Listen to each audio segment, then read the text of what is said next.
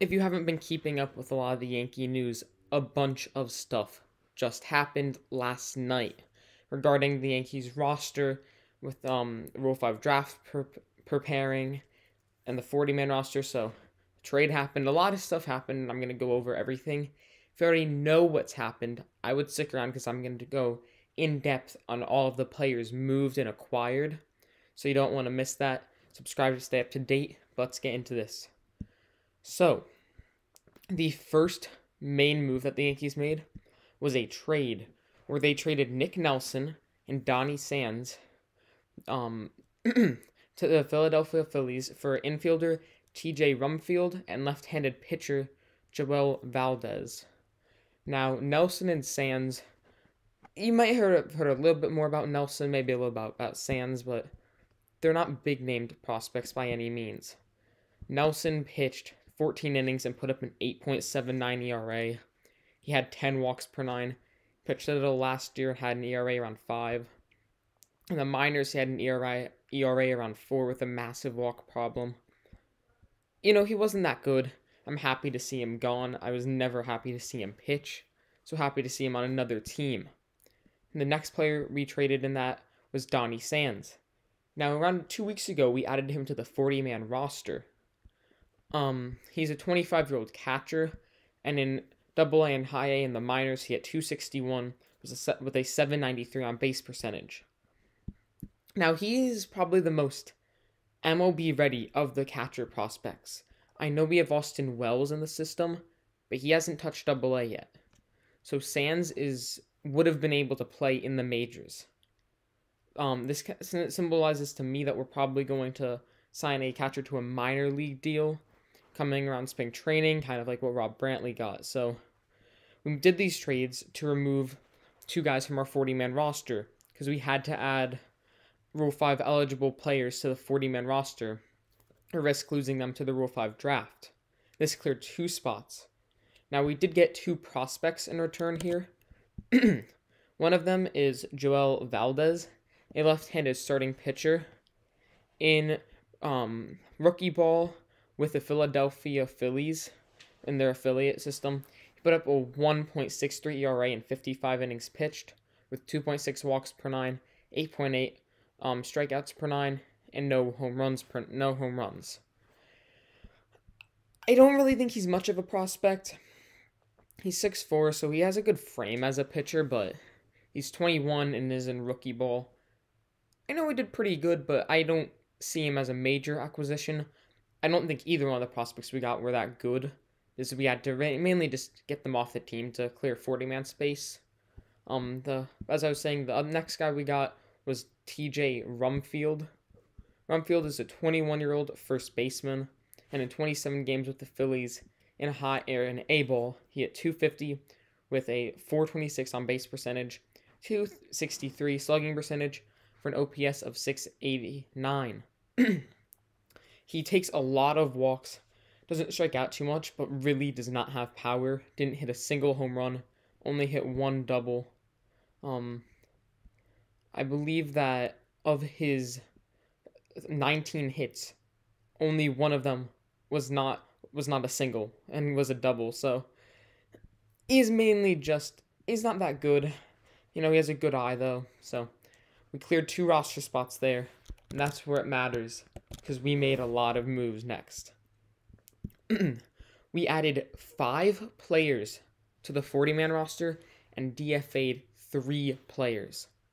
Now, when a player is designated for assignment, they're removed from the 40-man roster, and that team has a week to A, trade them, put them on waivers, or try to option them to the minors. And when they're optioned to the minors, they can be claimed off of waivers, so have to pass through waivers. So mainly just 2 options there.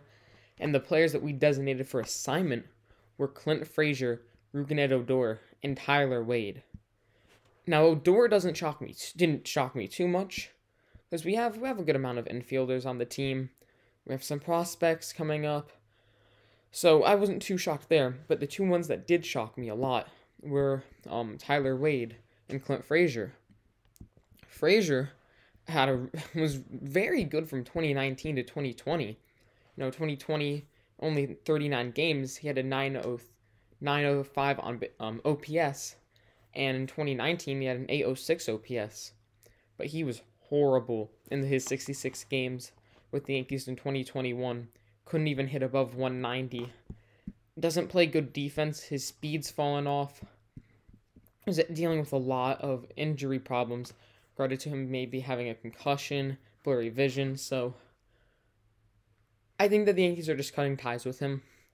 We added some outfielders to the 40-man, as I'll go over very shortly, but I think this is the right decision, but I could see him rebounding with the team and being a nice pickup, so I'm going to be interested watching Frazier. Now, the next one that shocked me the most was Tyler Wade.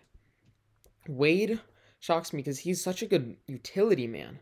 He played second, short, outfield. Wherever we wanted him to play, he would play. He's only 26, and in over 100 games this season, had an OPS plus at 90, so 10% below league average. But he actually stole bases. He stole 17 bases. Good defense, good utility man, one of the fastest runners in the game. We added someone that's very similar to him in Oswaldo Cabrera. But another thing that shocked me was we didn't DFA Miguel Andujar here. We opted to keep Wade. The reasoning there is because Andujar has one more minor league option and Wade has none. I think I still would have preferred to see Wade over Andujar and just had him stay in the majors. So it's interesting there. And now let's get into the players that we did add. Number 1 is Oswald Cabrera, a switch hitting shortstop, second baseman, third baseman. A lot like Wade in that sense, but he might have a better bat than Wade. And he's younger, so more minor league options. So remember, these guys we add have 3 minor league options now. It's pretty big. You consider Frazier would have had 1 option. Odor didn't have options. Wade wouldn't have options. So I'm happy with the players that we added. And as I was saying, Oswald Cabrera, switch hitter. He played in high A, or in double A and triple A this season. We're in 118 games. He hit 272 with a 330 on base percentage, 533 slugging for an 863 OPS. He's pretty fast also, played good defense, stole 21 bags. He played around 10 games in AAA. I like it because I think he has more upside than Wade. I think we saw the best of what Wade will do in his time with the Yankees last season, and he has a little bit more upside. So I ultimately think it's a better idea to have him on the roster than Wade. The speed that we're losing is tough. So we lost Allen, we lost LeCastro, now Wade, losing a lot of speed, and I don't think Cabrera is that as fast as Wade.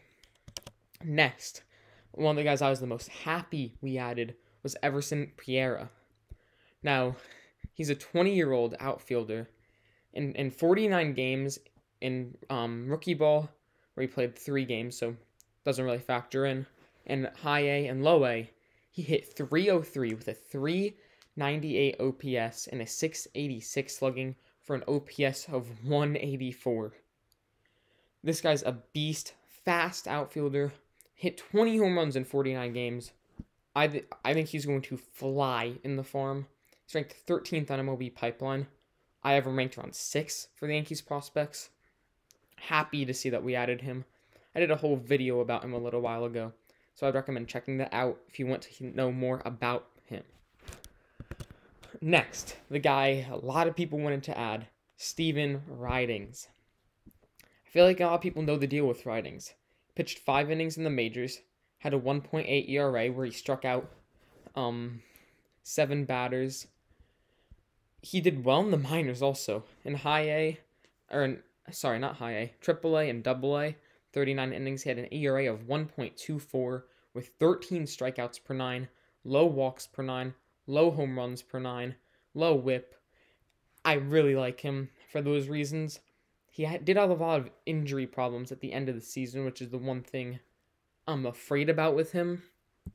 But if you have to have him on the 40-man roster and just be in the minors for half of a season where he can't pitch.